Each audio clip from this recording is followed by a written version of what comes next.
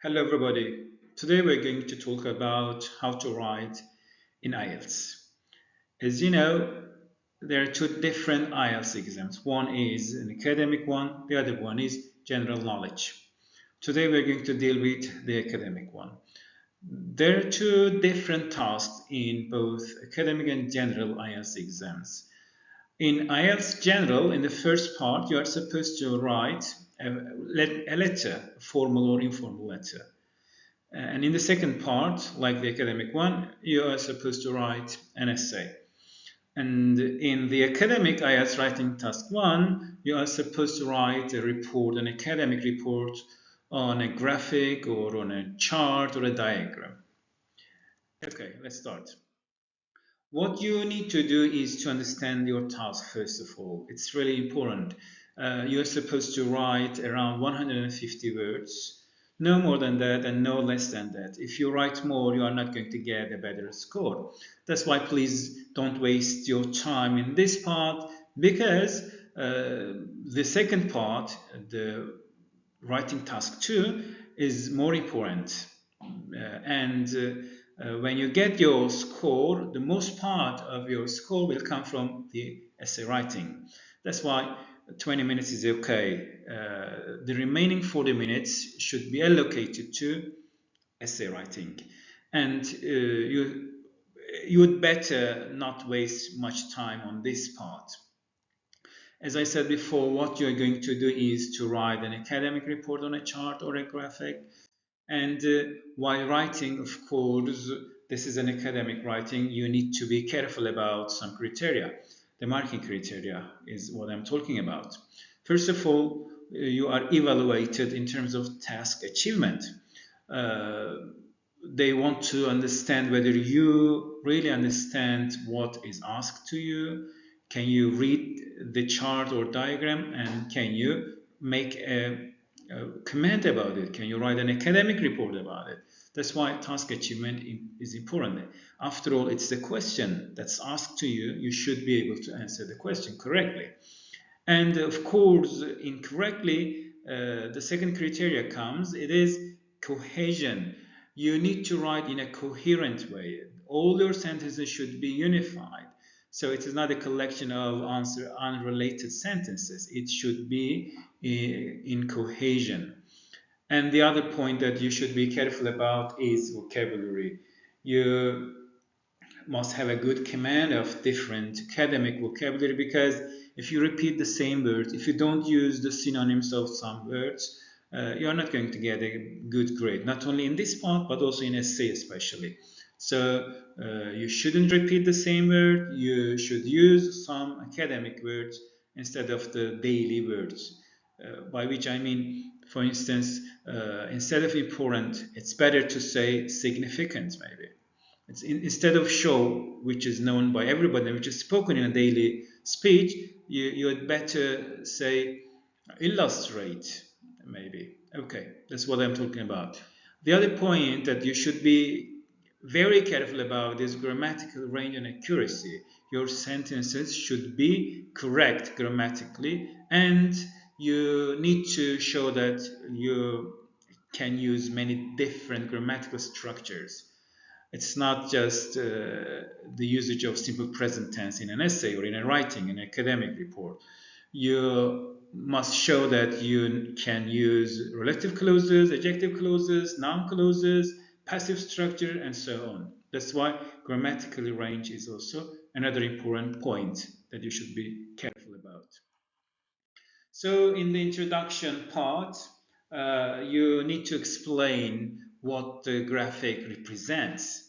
Of course, first you paraphrase the title, paraphrase the question, not only in this one but also in the essay. You paraphrase and then you start your sentence saying the chart or the graph illustrates the, and you explain what it really represents or illustrates. Okay, so there are different kinds of charts in the exam that you are going to see. One is, for example, pie chart. In these kinds of charts, you may start your sentence, your essay. The pie chart shows the vacation preference of Welsh people over a 50-year period starting in 1955 and finishing in 2005. So this can be a good starting sentence. Again, as I said before, maybe instead of show, you can say illustrate or marks, other things. And when you come to the second and the third paragraph, you need to organize the information into two separate groups, and you should focus on the topics. First of all, what are the major trends that are shown in the graph or in the chart? What are the major groups? Are there any exceptions? So you should group the information, and you should also give some other similar ideas. Okay.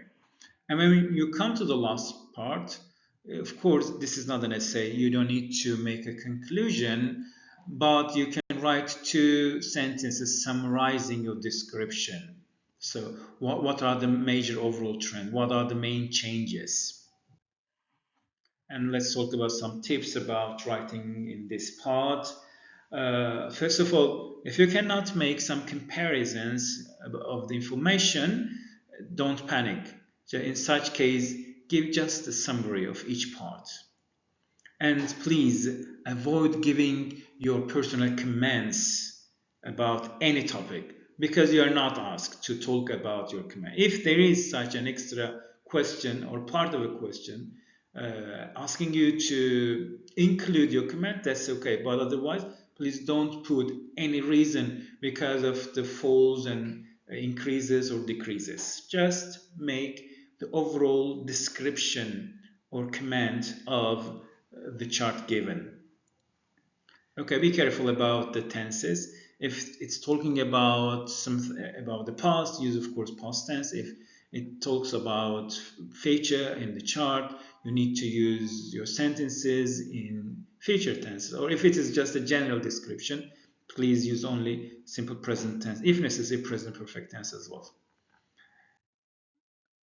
And especially while writing an academic report, you are supposed to use some academic words showing some kind of numbers, some kind of changes, and necessary information. For example, if you are going to write a number, look at the picture over here.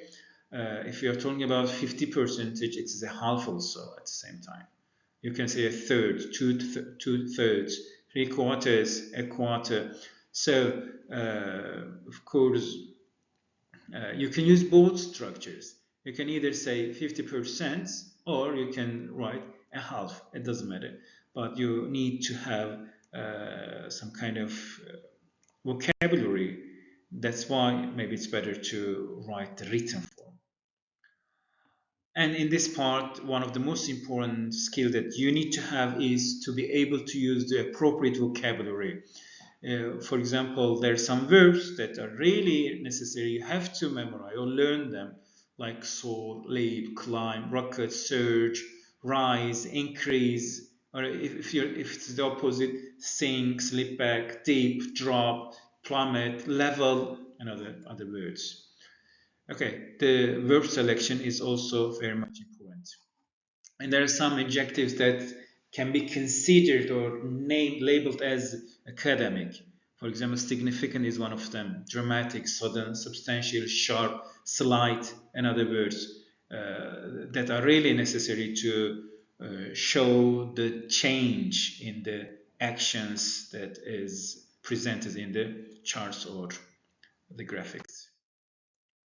And there are some adjectives to be used also: consistent, steady, constant rise, constant shift, or slight, gradual, marginal, modest.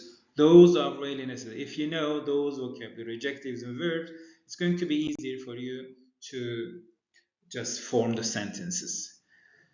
Okay, when it comes to the tenses, of course, you should be careful about the title because there's some information directing you about the usage of the tenses. If it's talking about the past, of course, you need to use past tense. If it's about future, you need to use some future tenses.